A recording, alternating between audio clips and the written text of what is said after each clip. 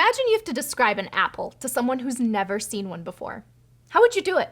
And what would you say? Besides that it's delicious. You might start off by saying that an apple is a type of fruit. You might talk about how there are lots of different kinds of apples, each with its own color, flavor, and name. Well, when you're explaining concepts to your computer, it's a good idea to approach it in a similar way. Your computer has no idea what an apple is, or even what a fruit can be. If you want your computer to understand these things, you have to describe them in your programs and scripts. Up to now, we've discussed elements of syntax like variables, functions, loops, and some more complex data structures like lists and dictionaries.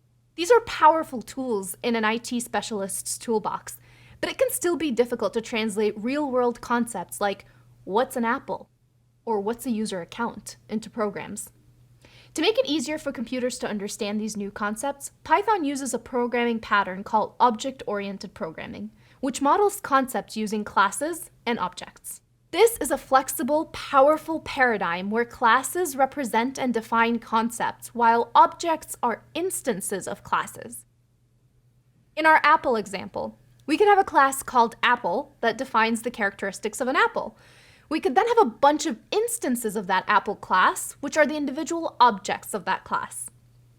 The idea of object-oriented programming might sound abstract and complex, but you've actually been using objects already without even realizing it. Almost everything in Python is an object. All of the numbers, strings, lists, and dictionaries we've seen so far and have used in our exercises and quizzes have been objects. And each of them was an instance of a class representing a concept.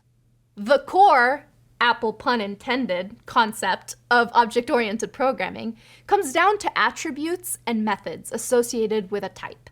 The attributes are the characteristics associated to a type, and the methods are the functions associated to a type.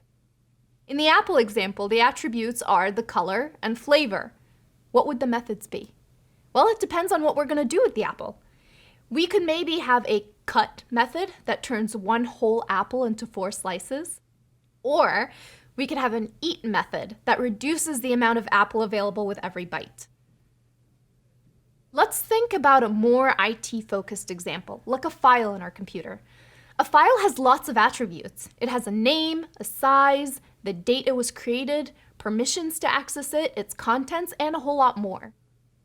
There are actually so many different file attributes that Python has multiple classes to deal with files.